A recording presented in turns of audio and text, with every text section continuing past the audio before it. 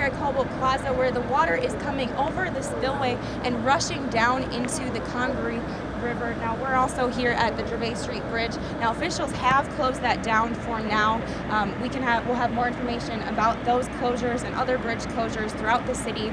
You can find that on our website at WACH.com. You can see the water is rushing. Officials have told people to stay off the streets and off the sidewalks just to be safe. So just avoid those areas. And like I said, those closures will be on our website at WACH.com. Live in downtown Columbia, Shelley Domchek, Watch Fox News.